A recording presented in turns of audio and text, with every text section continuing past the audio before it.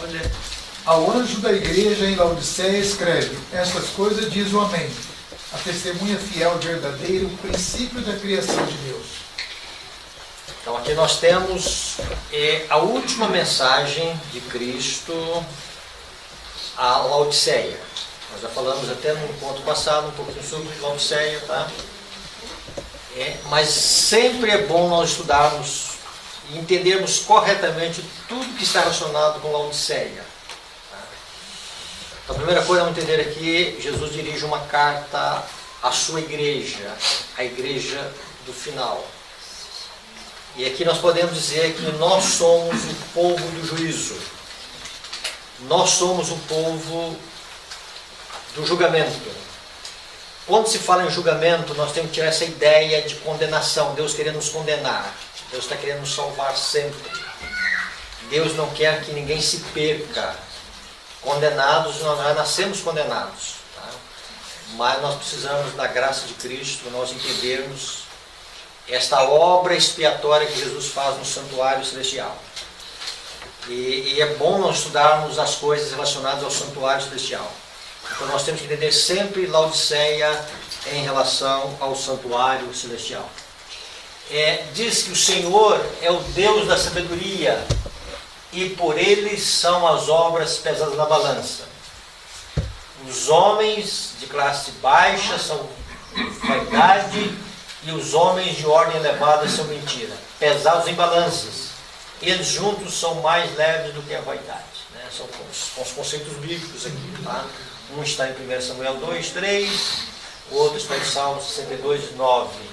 Tu retamente pesas o andar do justo. Então nós temos que ter aqui a ideia da pesagem. Tá? É Deus pesando os seus filhos. Tá? É que você mentaliza essa balança. Balança aqui é do judiciário, né, doutor Nicas? Essa balança aqui é do santo, é uma ideia de juízo, né? Julgamento, né?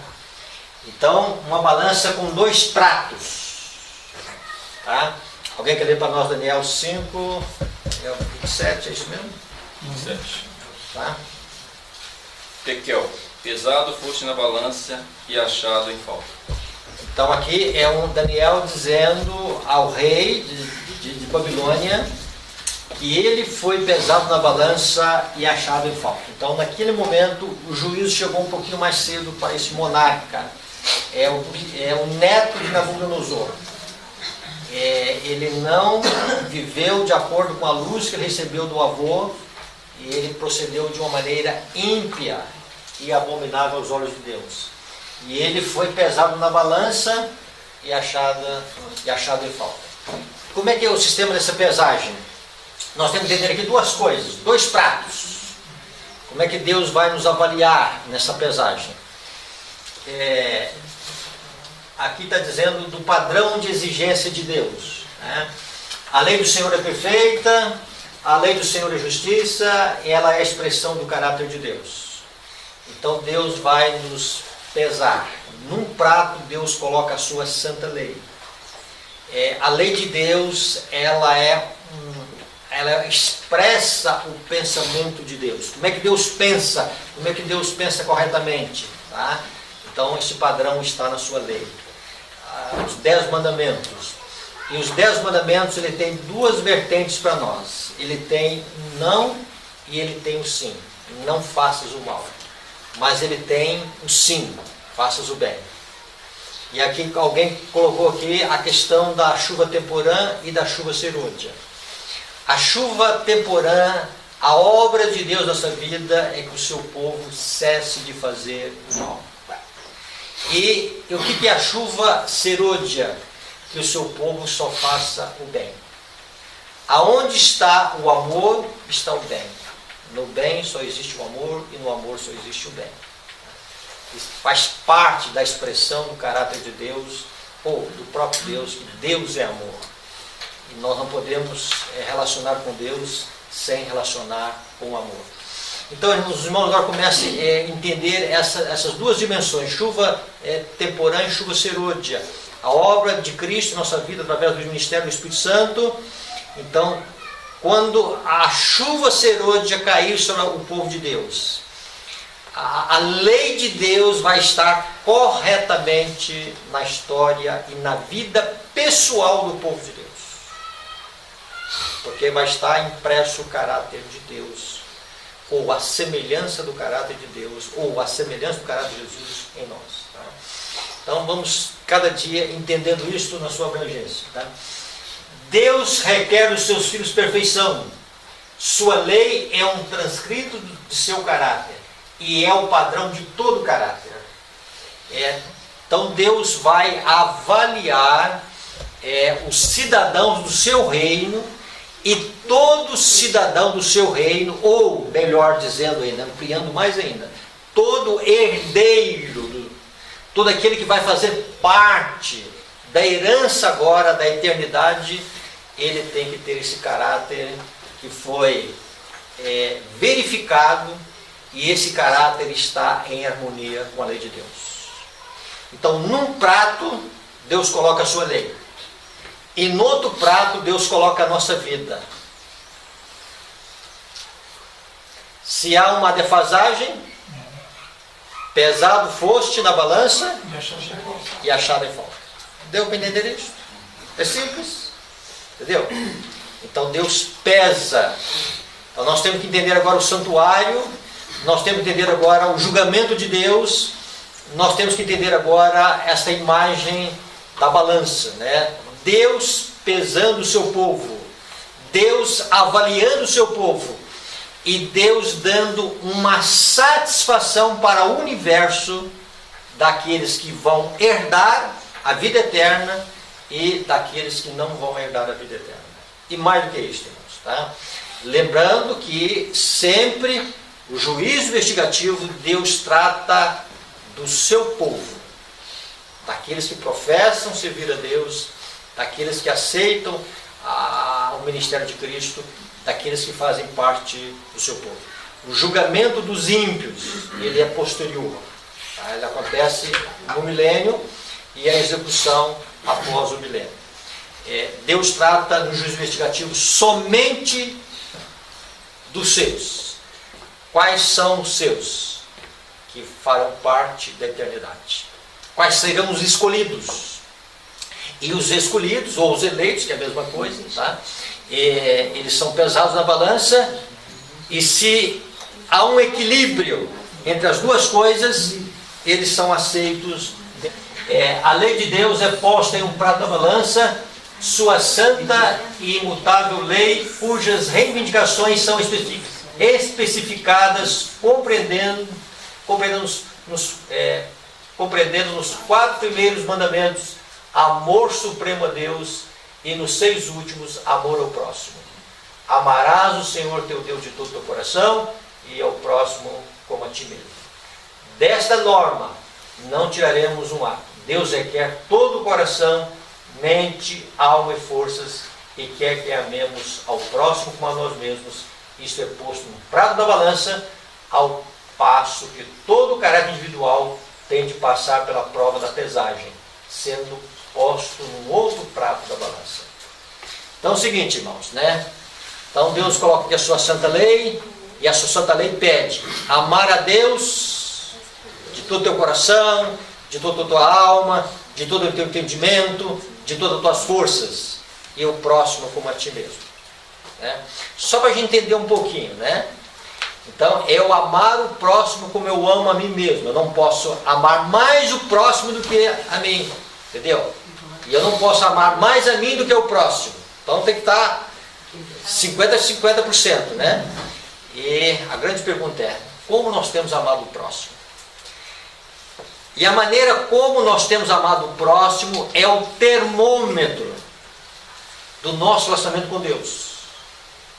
Porque o próximo nós vemos. Nós relacionamos com ele mais diretamente. Então, a prova do caráter também ela está no relacionamento com o próximo. É quando a graça de Deus trabalha em nosso coração, irmãos, né?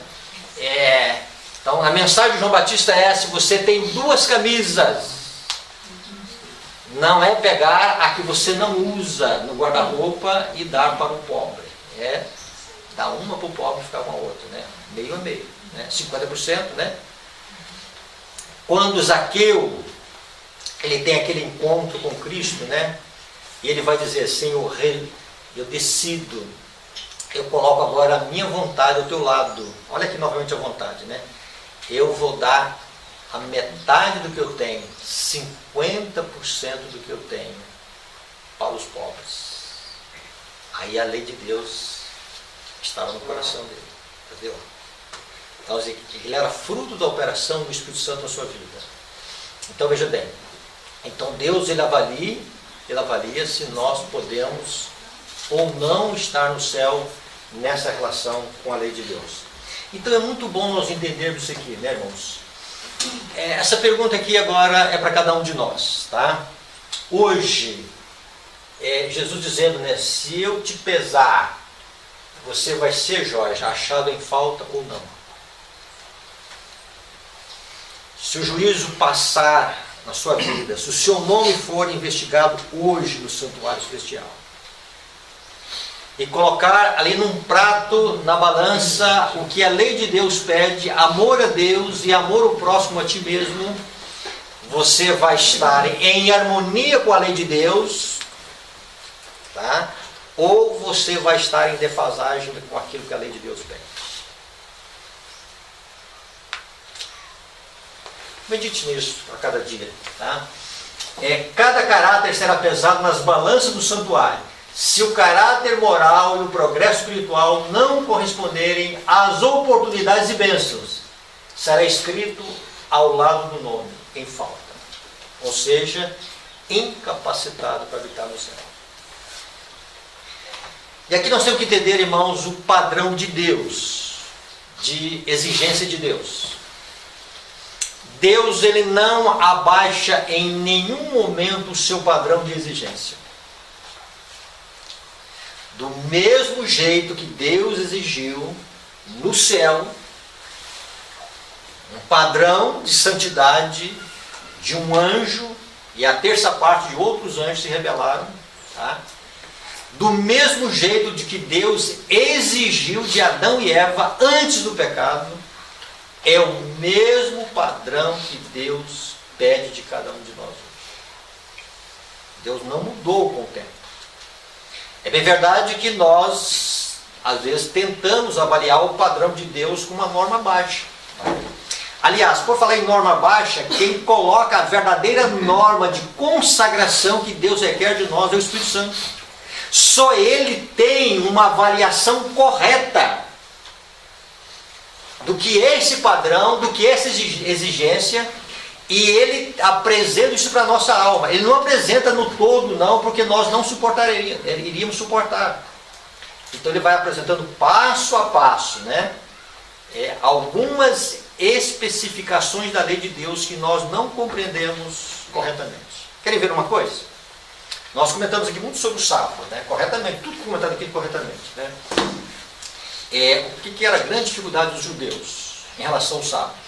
Eles não tinham dificuldades em aceitar o sábado como o sábado da lei de Deus.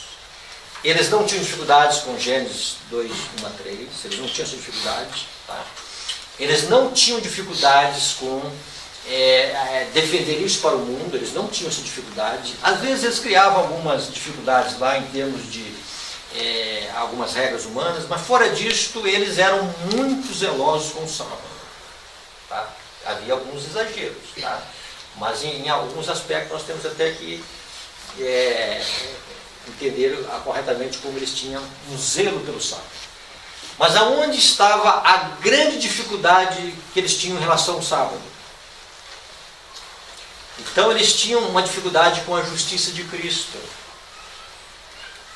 Então o padrão de justiça que a lei de Deus exige, Deus então enviou o seu Filho, ele assumiu a natureza humana, e Deus apresentou para eles um padrão de justiça. Olha, o padrão de justiça que a lei de Deus pede, vocês agora têm de uma forma pessoal.